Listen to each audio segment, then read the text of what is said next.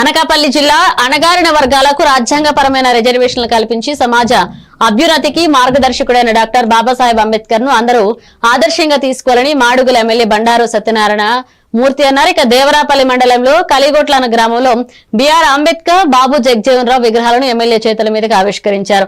ఈ సందర్భంగా ఆయన మాట్లాడుతూ అంబేద్కర్ విద్య అనే ఆయుధంతో మహోన్నత స్థానాన్ని సంపాదించి దేశానికి గౌరవం తెచ్చారని, ప్రతి ఒక్కరూ పట్టుదలతో సాధన చేస్తే ఉన్నత శిఖరాలు అధిరోహించవచ్చన్నారు.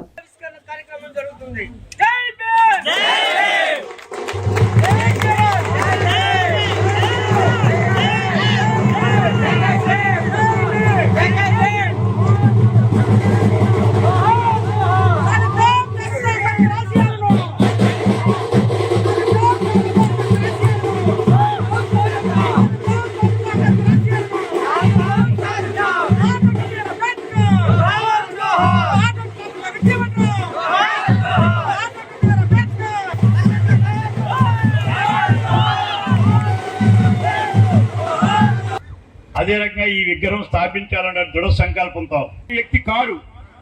అంబేద్కర్ స్వాతంత్ర సమరయోధుడు, భారత రాజ్యాంగానికి మూల పురుషుడు. ఆ మహానుభావుడు ఎవరందో చెప్పారు ముఖ్యమంత్రి గారు.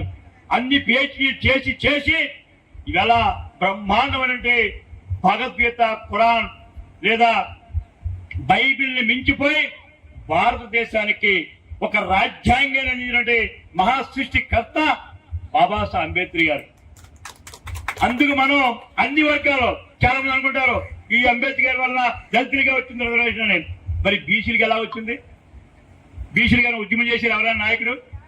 బీసీల కోసం పోరాడా? కాదే. మరి బీసీలకు, ఎస్సీలకు, ఎస్టీలకు మొత్తం అనగాని వర్గాలు ఈవేళ రిజర్వేషన్లు పొందుతున్నాం అంటే దానికి కారకుడు బాబాసాహెబ్ అంబేద్కర్ గారు.